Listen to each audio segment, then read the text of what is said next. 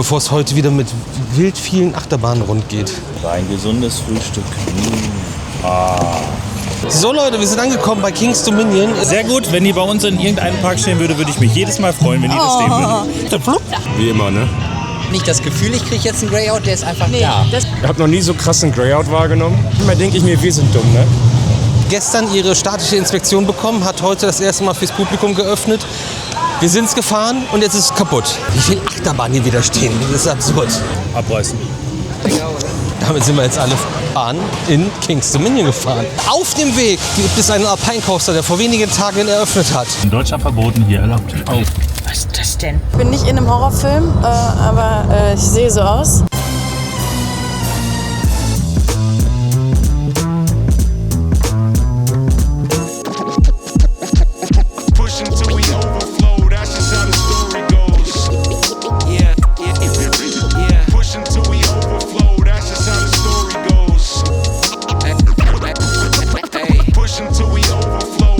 Mahlzeit, herzlich willkommen beim Russian Video Magazin und einem neuen On-Tour-Vlog unsererseits. Wir sind in den USA, also schlau, schön.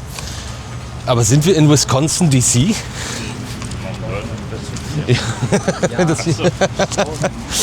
West Virginia! Noch normales Virginia, deswegen haben wir gestern Nacht nicht geschrien. Weil alle geschlafen haben, außer Lukas, der uns sicher durch die Nacht manövriert hat. Und wir sind jetzt aufgestanden und steppen jetzt mit unserem Stapel Pizzas, die übergeblieben sind, hier in den Außenbereich unseres Hotels. Und zelebrieren jetzt hier ein kleines Frühstück mal schnell, bevor es heute wieder mit wild vielen Achterbahnen rund geht. Ein gesundes Frühstück. Aber Poolside. Das ist so.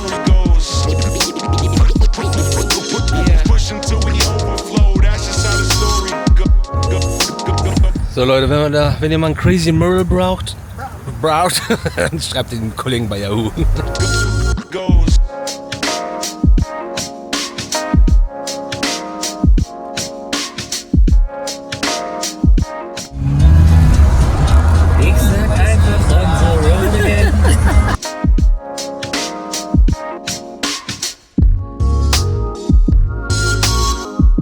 Wir sind auf dem Weg nach Kings Dominion und wären eigentlich jetzt da. Wir fahren auch die ganze Zeit, aber bleiben auch immer wieder stehen, weil der Verkehr so toll ist und haben immer noch 50 Minuten auf der Uhr. Das ist verrückt, das ist nicht gut. Und jetzt sind wir dann zu spät. Das ist doof. Gibt schon mal kein Early Entry. Also gibt es vielleicht für Leute, die da sind. Wir sind nicht da.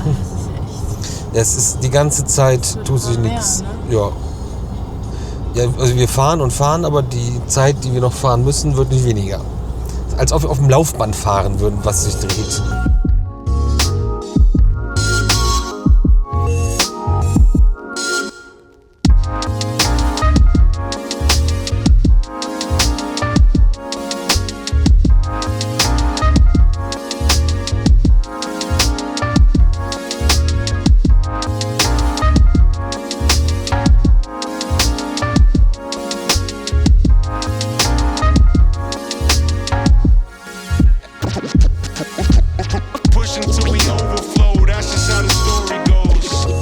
So Leute, wir sind angekommen bei Kings Dominion. Es war ein kleiner Kampf, aber die lassen auch jetzt gefühlt erst die Leute rein.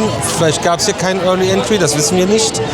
Und Bartowski wurde aussortiert zum Sicherheitscheck und Moritz ist auf Klo, obwohl wir alle auf Klo müssen. Aber wir gehen jetzt alle drin.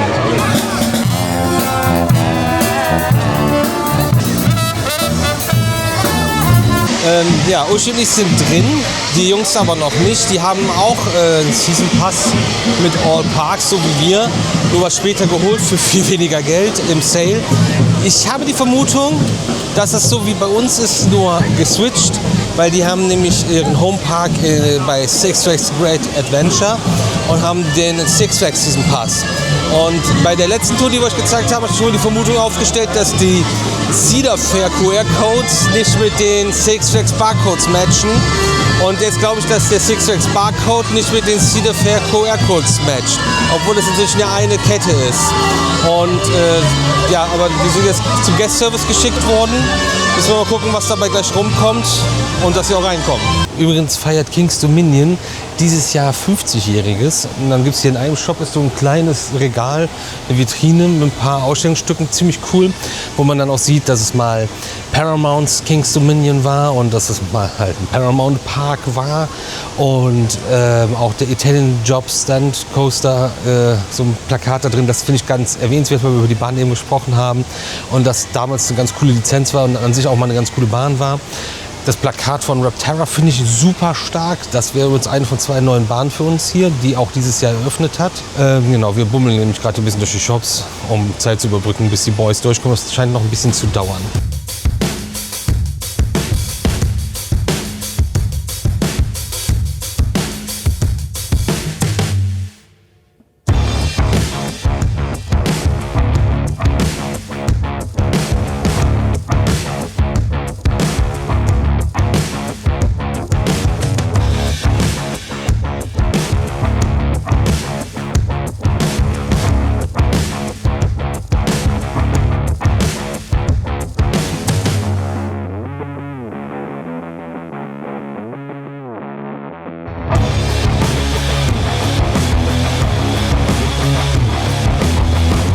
So, wir sind drin und zwar alle.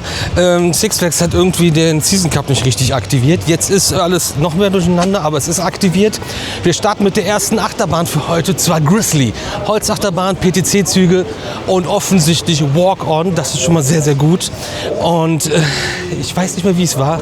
Ich werde berichten. Übrigens wieder mal ein Park Cedar-Fair-Gruppe. Hier gibt es keine On-Ride-Videos. Darf man nicht, geht nicht.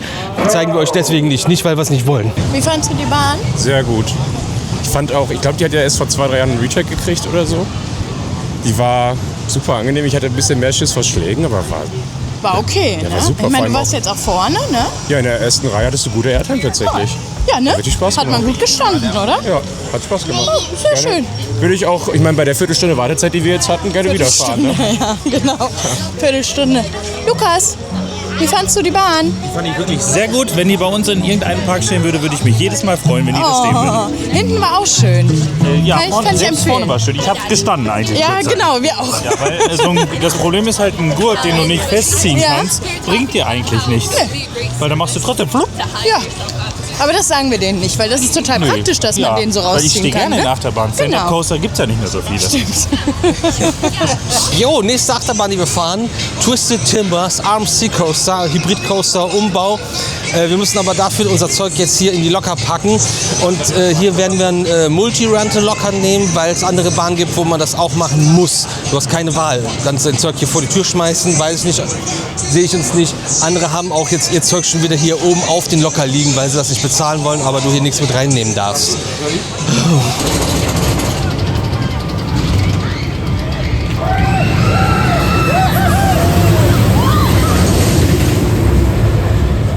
Wie fandst du Twisted Timbers?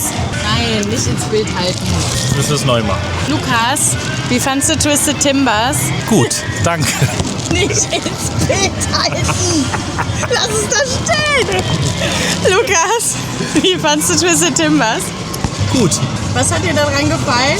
Nein, also die Bahn macht schon Spaß, aber die ist auch ein Brecher. Also die ganzen kleinen Hops, da am Ende die kleinen Bunny-Hops, sag ich mal, die tun schon weh auf Dauer. Und du denkst halt auch bei der Kurve, ja, jetzt das Ziel erreicht und dann macht er nochmal einen Schlenker. Schönen Dank. Ja.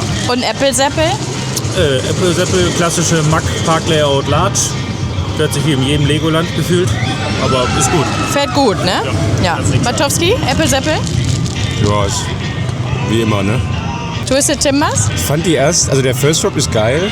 Dann so, ich weiß nicht, ob das 2 oder 3 Airtime-Hügel sind, die machen auch richtig Spaß. Die overgebankte Kurve auch. Und dann, wenn es halt in dieses ruckartige Ejector-Airtime geht, dann ist das immer nicht so meins.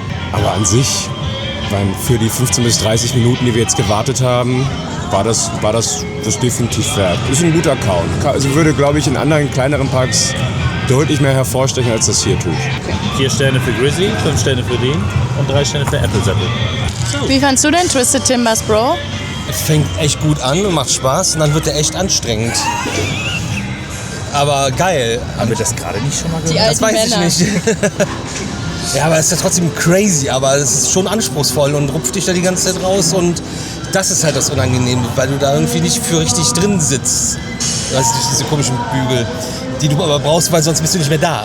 Und danach sind wir Applesappel gefahren und da haben Boris und ich einfach die ganze Zeit nur gequatscht und ein bisschen philosophiert über den Park und was so geht. Fährt aber gut. Ja, fährt gut. Mack Rides, Wilde Maus, Large Park Edition. Hat Lukas schon gesagt. Schön. Das ist mein Mann, der passt auf in den Videos. Wenn ihr Lukas werden sollt, müsst ihr in den Videos auch aufpassen. Dann kriegt ihr auch so einen Bizeps. Aufgepasst. So, meine Freunde, habt ihr Bock auf eine neue Holzachterbahn? Obwohl es ja eigentlich 2 sind. Snapple Apple 2. Racer Snapple 75 Apple? links und Racer 75 rechts. Racer 79, nicht Snapple Apple 2. 75. 75? 75. Ja, 50 Jahre. Jo, wir sind jetzt Racer 75 gefahren. 2 Holzachterbahnen, Racing Dwelling Coaster.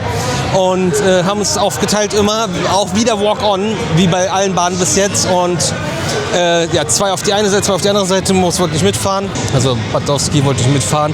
Und haben uns dann natürlich duelliert, saßen dann gegenüber. Super witzig. Die eine Seite, die Lukas und ich zuerst gefahren sind, war mega smooth und cool und da haben wir gewonnen. Und die andere Seite, die beiden anderen zuerst gefahren sind, fuhr sich richtig kacke und unangenehm und hat beide Male verloren. Als wir da saßen, haben wir da haushoch verloren sogar. Da sind Uschi und Moritz von uns weggefahren. Fuhr sich wirklich nicht so gut, die andere Seite, also um Welten schlechter. Wir haben gerade gesehen, dass Pante irgendwas, Intimidator 305 ehemals, mit Leuten fährt. Die Bahn war bis gestern Abend, 1 Stunde vor Parkschluss, schon Ewigkeiten geschlossen, wurde ja umthematisiert, neu gestrichen, hatte irgendwie Probleme und stand jetzt heute Morgen auch noch dran als geschlossen für heute, aber scheint jetzt zu laufen und ja, ist eine wichtige Bahn, weil besonders außergewöhnlich. Ich weiß nur nicht, ob noch was auf dem Weg dazwischen kommt. Eben die Bächchen auffüllen und dann geht's weiter.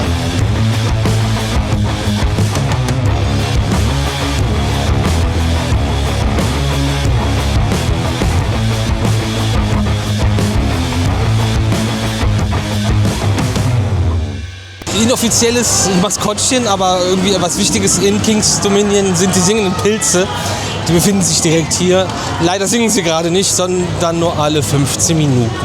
Wir müssen irgendwie einen riesen Umweg auf jeden Fall gehen, egal wo wir gerade hingehen. Weil A, waren wir gerade in der Sackgasse, B, war die nächste Abzweigung in den Wasserpark, denn hier gibt es natürlich auch einen Wasserpark. Aber Jungle Expedition ist, glaube ich, ein neuer Themenbereich und dann sind wir, glaube ich, ganz richtig hier. Ja, und auch Dingens hier, 305 ist da ja auch drin. Ein sehr, sehr schöner Bereich, der das hier geworden ist. Battler Stunt Coaster vielleicht auf 2 Rides, die hier so gar nicht reinpassen, aber es ist mal wirklich thematisiert, gestaltet. Es läuft ein entsprechender Soundtrack, nicht hier volles Rohr, Popmusik einfach nur laut. Ich bin sowas von geflasht gerade. Und das in so einem Park, der jetzt zu Six Flags gehört. Krass, sehr schön, ey. Wir gehen als erstes zu Benaten, 305. Weil die Bahn ist jetzt gerade auf, die hat jetzt ewig zugehabt, die hat heute den ersten Tag wohl so wieder operated und ist für alle Beteiligten wichtiger, dass diese Bahn gefahren wird, als die beiden für uns zum Beispiel 9 Credits, obwohl da eine Neuheit aus diesem Jahr ist, die sogar hier lang fährt. Wie krass ist das denn bitte?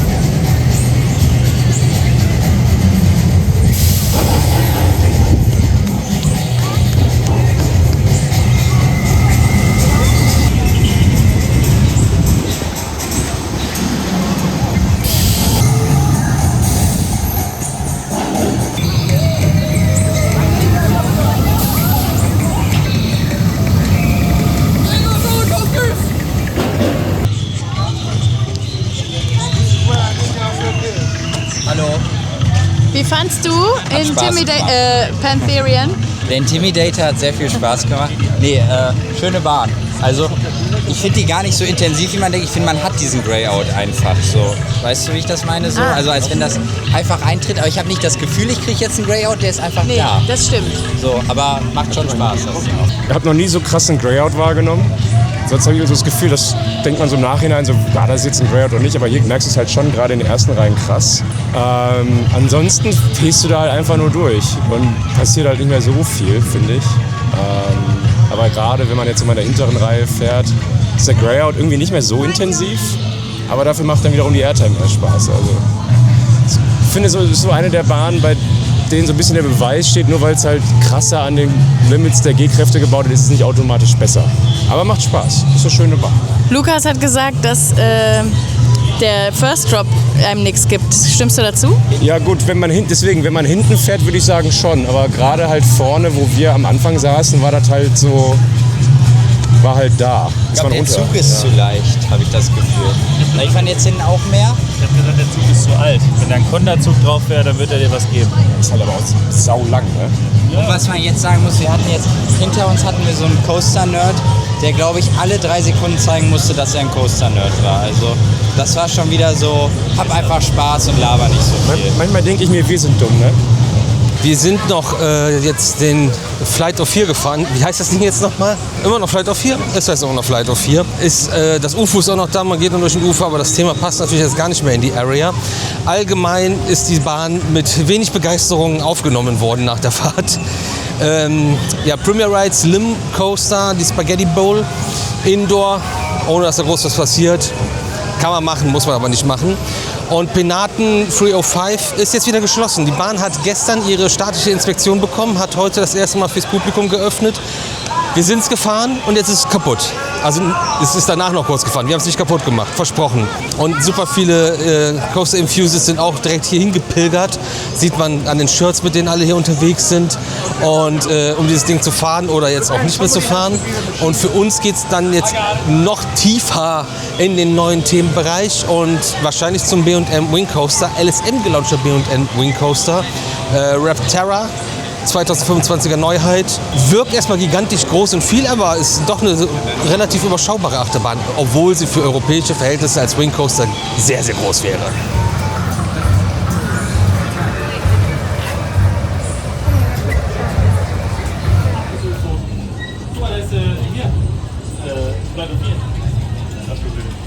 Ach, guck mal, Last Eruption 2018. Süß.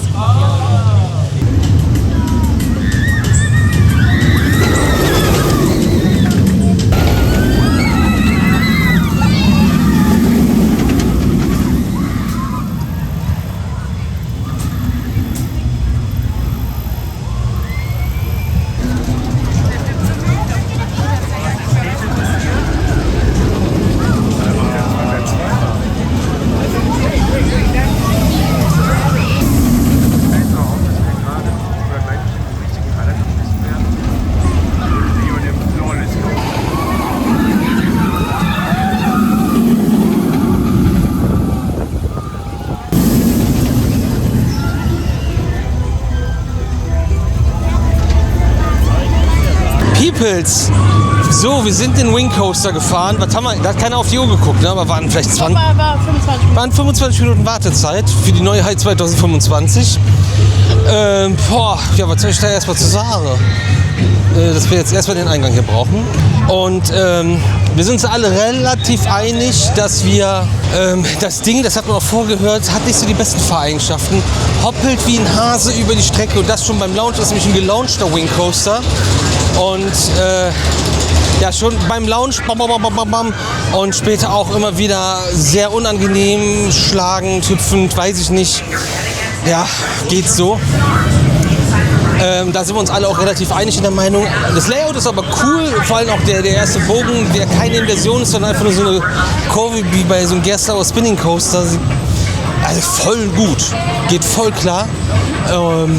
Also Layout ist voll gut, aber Fahreigenschaft nicht so. Gestaltung ist echt cool, vor allem für so einen Park, den muss man halt in dem Fall wirklich mal herausheben. Und dann sind wir daneben auch noch die Mack Rides Bobbahn gefahren. Irgendwas auch wieder mit irgendwas mit Ratatouille. Die Bobbahn. Reptilian, Ratatouille. Und da haben wir auch keiner 10 Minuten vielleicht gewartet. 15 und sind dann Mack Rides Bobbahn gefahren. Eine der wenigen, die es überhaupt noch gibt.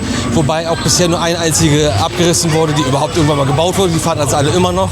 Und es gibt keine neuen mehr. Geile Bahn, macht Spaß. Haben wir damals in Weiß noch gefahren und Gletscherthema. Jetzt ist die ganze Bahn braun. Guys are out of here, so sit up straight, hold on tight, and enjoy your blast from the past on Volcano. Goodbye. Comes to a full and complete stop. You can push up on your lap bar, exit to your left, and have a great rest of your day here at King's Dominion.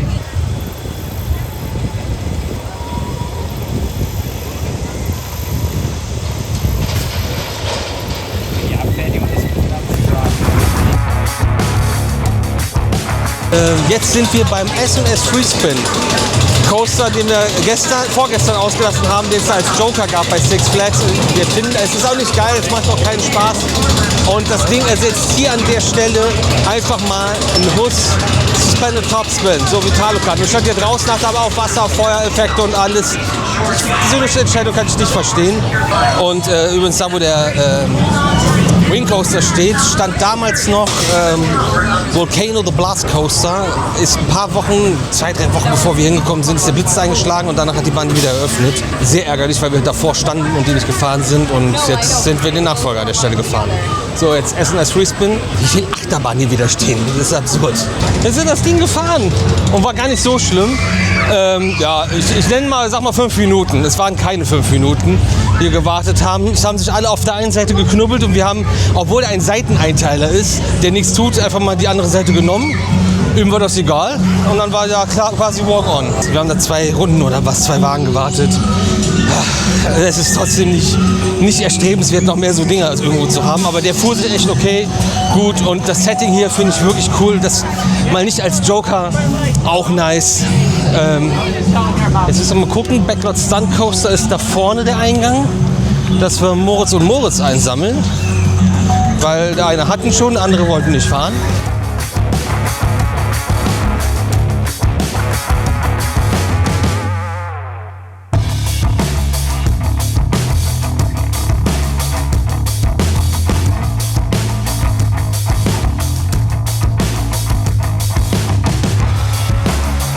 Backlot Stunt Coaster. Ich hole euch jetzt nicht wieder mit der Story ab, wie in den letzten Tour-Vlogs oder in dem Review zu Backlot Stunt Coaster. Und wenn ihr das doch wollt, meldet euch, dann gibt es nochmal ein Video dazu.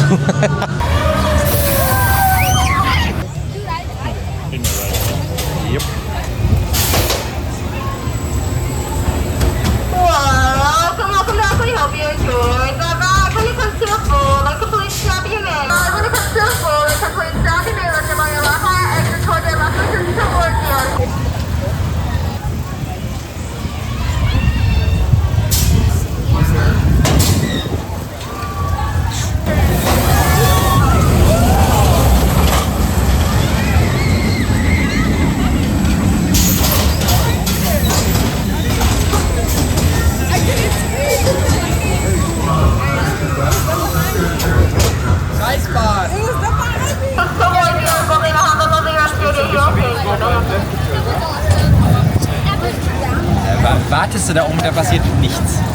Gar nichts.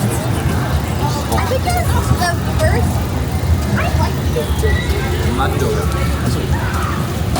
Aber schön, dass die Kapseln Bügel passen. Ja, allgemeine Meinung ist die richtige. Ohne die ganzen Effekte ist das Ding nutzlos. Ne? Das haben wir auch jetzt in Canvas Wonderland das letzte Mal gehabt. Das ist eine Bahn, die lebt von ihren Effekten und dann wäre die richtig, richtig cool. Und so ist das nix. Und irgendwie sind hier auch die Fahreigenschaften nicht so dolle. Naja, aber für einen Teil der Gruppe ist da jetzt ein Haken hinter, ne? Oder also, wo keiner war vorher.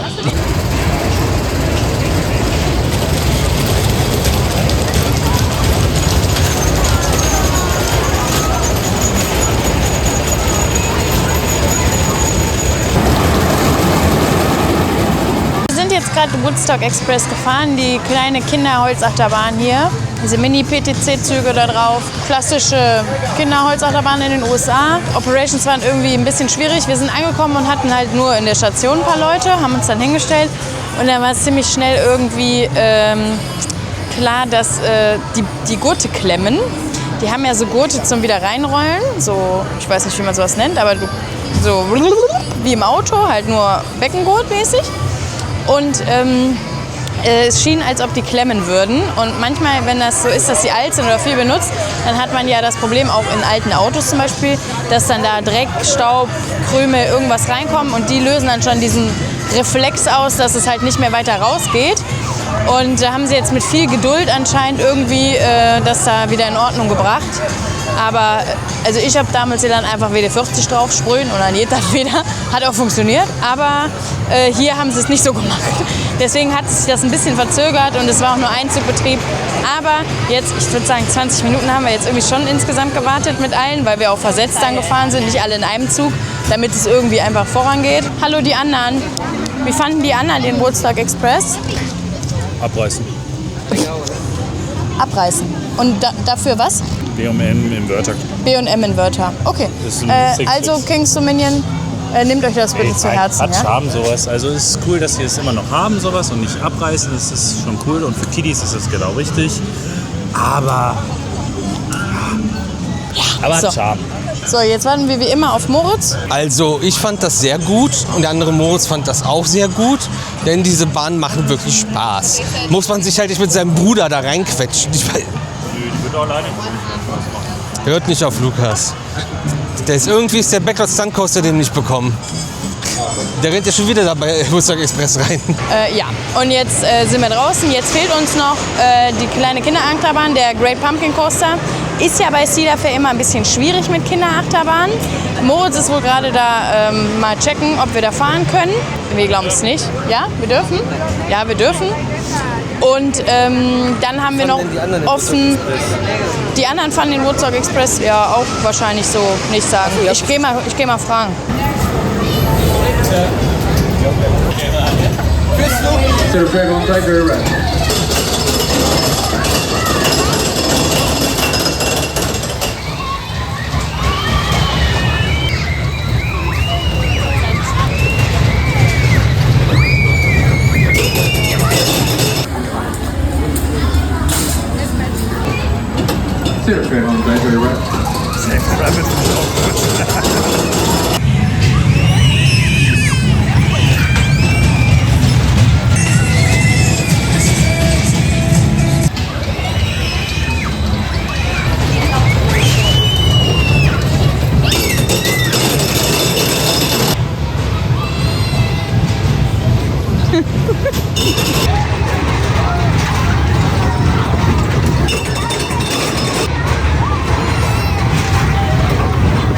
Wie viel Durst hast du?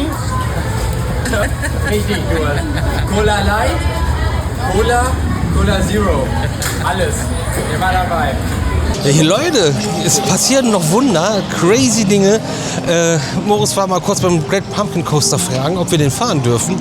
Durften wir vor 7 Jahren nicht. Durften wir jetzt aber. Das heißt, Kings Dominion wird blau bei uns. Und wir fahren jetzt den Dominator. Da freue ich mich nicht drauf, das würde ich am liebsten skippen. B&M Flawless Coaster, ein riesen Moped.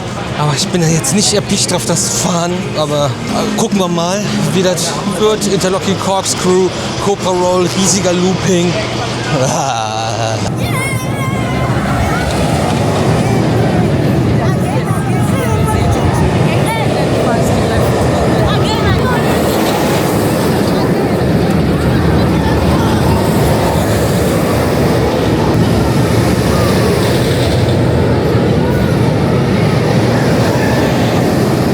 Lifecycle erreicht, Luft sprengen, weg, schade. Tschüss, upsi. Fährt sich so kacke. Dominator am Hintern, ey. Aber damit sind wir jetzt alle in King's Dominion gefahren. Crazy, richtig crazy. Und das um 4:45. So, der Park hat zwar noch ein bisschen auf, aber wir holen uns jetzt Refills. Und dann schwingen wir uns ins Auto, müssen auf jeden Fall noch mal in den Walmart halten, Getränke auffüllen und Snacks ins Auto schmeißen. Und dann geht es weiter. Wir haben heute noch 5 Stunden oder 4 Stunden 45 Autofahrt vor uns. Und auf dem Weg gibt es einen Alpine Coaster, der vor wenigen Tagen eröffnet hat. Und das ist jetzt das nächste Ziel. Und der Alpine Coaster ersetzt auch das sage ich schon, das Eiffelturm. Den Eiffelturm, der hier ein Wahrzeichen des Parks und ein Aussichtspunkt ist, von Intermin gebaut wurde, witzigerweise. Und genau, das ist jetzt der Plan. Und dann gucken wir mal. Jetzt werden die Refill-Cups nochmal aufgefüllt, die Toilette wird nochmal befüllt von uns und dann geht es weiter. Wendy's. Also Wendy's, Chick-fil-A. glaube ich, bräuchte ich heute nicht. Fuck! Ja! Chick-fil-A fände ich, glaube ich, nicht. Du hast dich beeinflussen lassen. Nee, Danke, Moritz. ich habe Chick-fil-A Rewards. Es ist nur Ton. Jetzt kann ja jeder selber raten, wer hier den Ententanz gerade vorführt. Ich wollte nämlich nur ein Update machen, dass wir 4 Stunden 20 zum Alpine Coaster fahren und 5 Stunden zum Hotel fahren würden und der Alpine Coaster auf dem Weg liegt und wir zwischendurch noch einen Walmart aufsuchen, der gerade eingegeben wird und schließt bald? 5 Minuten Verzögerung. Es gibt keine Information, wann wir beim Walmart ankommen. Nee, ist auch okay, das werden die mich jetzt sehen. Ihr seid vor uns da.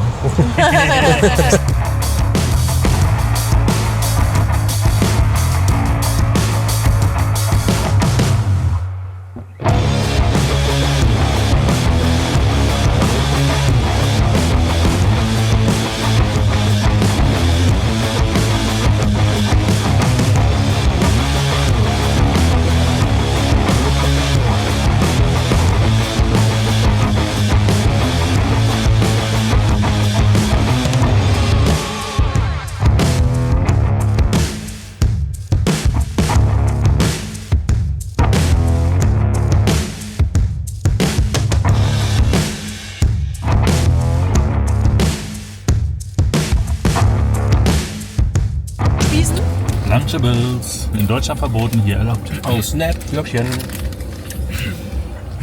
Er stirbt grad. Ich hab nichts. Was gegessen? Achso, ich habe gerade einen Hershey-Kiss gegessen. Das ist sehr süß. Schmeckt nichts. Nicht so. Aber nichts. Oh, der ist gut. Das ist, was der Körper braucht. Uschi probiert den jetzt live für euch. Ja, warte. Das ist der Braun, dieses dunkelbraune, was Schwarzbrot. ist das? Ja, du musst mehr als das nehmen. Nee. Mehr nee. Ich muss ja die verschiedenen Dinge ausprobieren. Schmeckt alles irgendwie nur. Was ist das denn? Ist nicht mein Fall. Es schmeckt alles nach Brot. Brot? Brot. Was belegst du dir gerade? Super Sandwich? Schwere Nice. Zeiten. Das Brötchen. Ja, boah.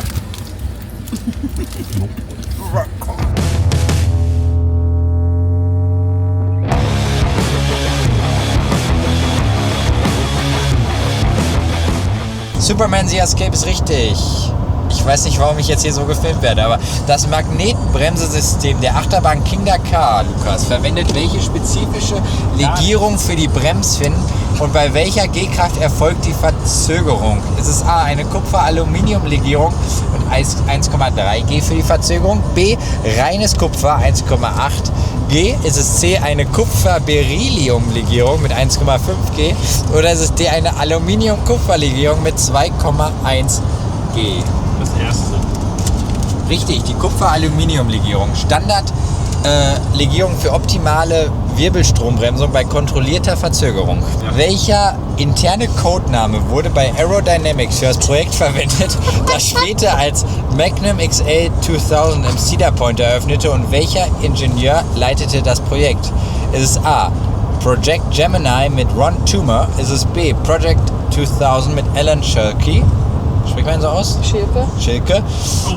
Ist es C. Project Magnum mit Ron Toomer? Oder ist es D. The Big One Project mit Walter Bolliger? Ja, Bolliger. Im Zweifel Schilki, keine Ahnung. Ist es Project Gemini mit Ron Toomer? Ja, gut. Oh, hey, ich Baumarkt. Uschi, Ja. Phantasialands Taron kostete bei der Eröffnung 2016 exakt welchen Betrag, und welche belgische Firma war für die Theming-Elemente der Klugheim Area verantwortlich? Ist es A. 35 Millionen Euro und Jora Vision? Ist es B. 42 Millionen Euro und KUKA Robotics? Ist es C. 38 Millionen und Jora Vision? Oder ist es D. 45 Millionen Euro und ETF Right Systems? Es ist A oder C. 38 Millionen. Es ist 35 Millionen und Schade. Jora Vision.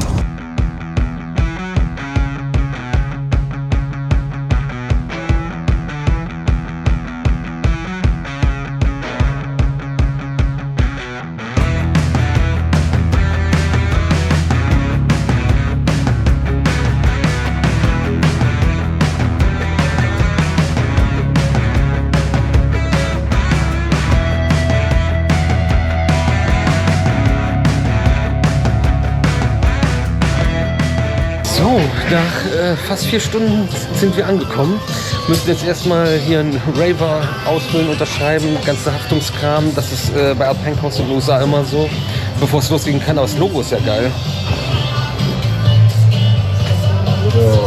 Also Logos haben Achterbahn auch immer geiler. Alpine Coaster in den USA sind noch mal eine ganze Ecke cooler, meiner Meinung nach.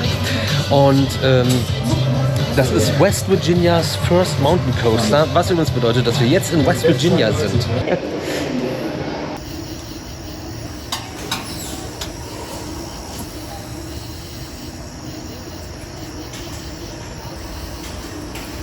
So creepy, ne?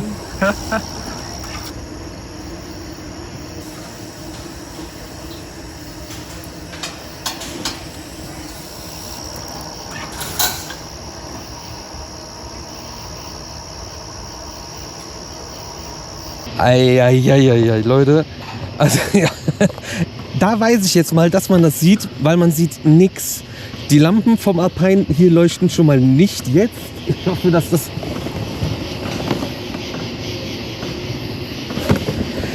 sich das gleich oben ändert. Der Wald eskaliert auch komplett. Das ist crazy, ey.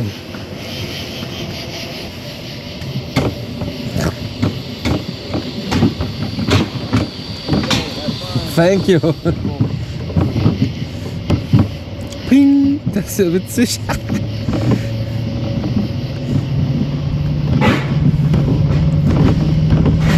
Oh, Alter, bitte voll schnell. Oh, Digga. Wow. Wow.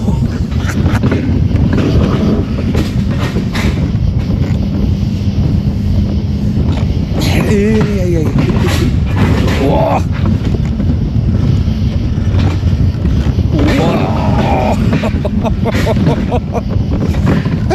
Das ist ja geil hier, ey.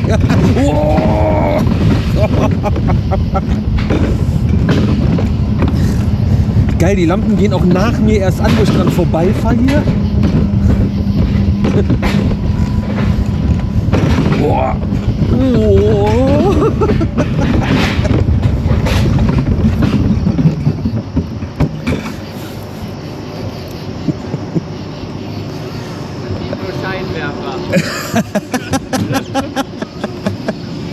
Ja, bravo.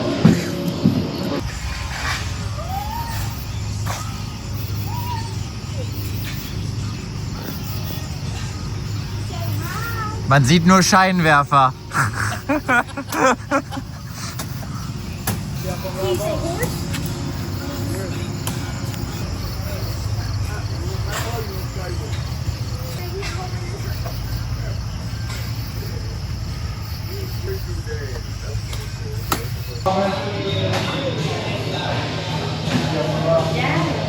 Und?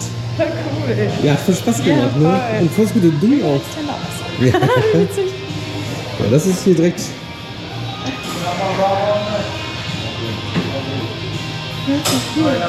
Ja. Eine der gruseligsten Sachen, die ich jemals gemacht habe, im Dunkeln diesen Lift hochzufahren. Boah. Aber die Fahrt? Die Fahrt ist mega. Richtig cooles Layout. Ja. Und wie er strahlt.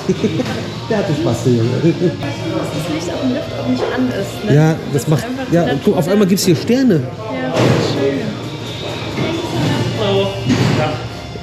Na, wie war's? So spät nochmal. Ja, gut, ist lustig im Dunkeln. Das Layout ist auch voll gut, oder? Wenn jetzt noch einer irgendwie garantieren könnte, dass. So, Bierfass Klo hat man schon mal gesehen. Bierfass Waschbecken ist jetzt. Bierfass Waschbecken ist jetzt nicht ganz neu, aber hier Leute, der Zapfhahn. Guck, wasserfrei. Wow. Wir haben Zapfhahn. Der ist echt Aber ihr habt dafür eine Schiebetür. Ja, auch cool. Moritz hat ja die Tür nicht aufgekriegt, man muss den man Knopf muss drehen. drehen. Ja, wir hatten morgen noch hier vor dem Klo gestanden. An das Level von Merchandise, was ein Alpine Coaster in den USA hat, kommen fast keine Freizeitparks in Deutschland ran. Das ist richtig gut. Ich überleg mal schon fast, dass man sich eins holen soll. Das ist wirklich sehr stark.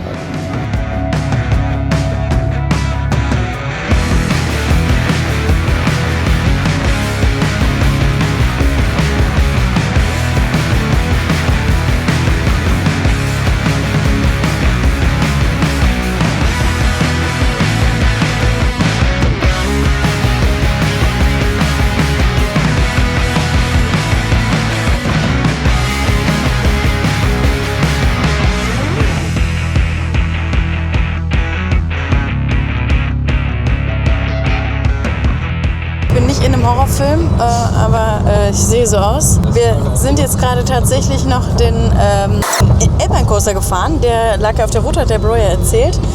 Wir waren eine halbe Stunde vor Schließung ungefähr da, also vor Schließung, die auf der Homepage angesagt war.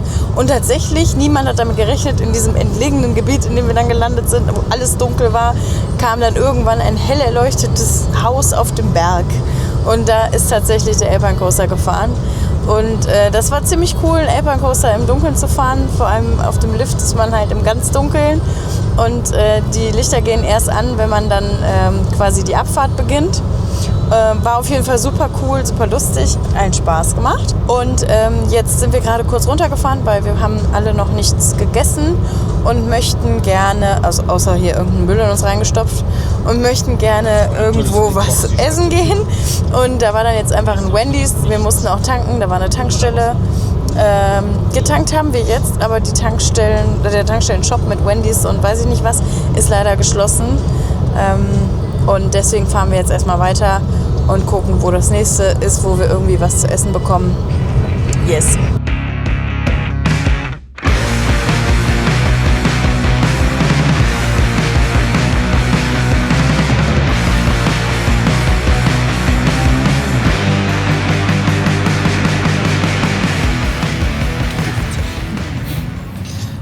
In der Wednesday Edition. In der Wednesday Edition. Guest Number 160.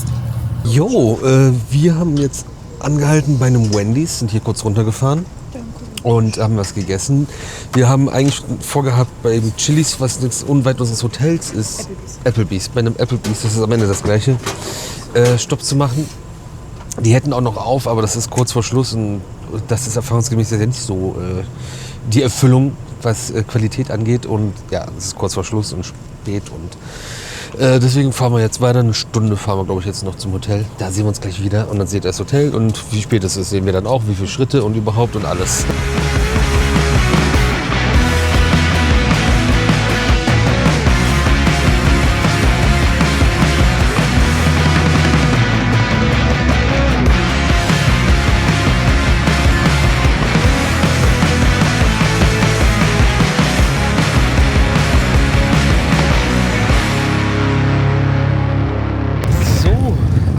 an unserem Hotel. Quality Inn. Und wir haben 11:45, ne? Nee, wir haben 10:10. Your mind check me. So Leute, das nächste Zimmer. Diesmal ein Queen-Size-Bett, King-Size-Bett. Boah, toll, da habe ich es voll vergeigt. Ja, King-Size-Bett und eine Couch ohne Tisch. Was ist das? Sollen wir hier tanzen oder was? Und dann ja die übliche Einheit mit Kühlschrank und Fernseher und wahrscheinlich noch ein Gefrierfach mit drin. Nee, diesmal nicht. Vorgestern hatten wir ja sogar eine Gefrier-Kühl-Kombi. Mikrowelle und der Arbeitsplatz. So Leute, ganz wichtig noch, weil wir das gerade hatten, wir sind die ganze Zeit jetzt auch so durch die Berge gefahren und alles. Und da ist es unvermeidlich, Mautstraßen zu nutzen. Und das ist teilweise in so Regionen wie in Florida zum Beispiel, gibt es so Mautboxen mit dem Sunpass, gibt es auch in anderen Regionen. Was aber wichtig zu wissen ist, in dieser Region hier muss, wenn ihr nicht irgendwelche Mautboxen und Pässe habt, die Maut bar entrichtet werden. Ihr müsst Bargeld am Start haben.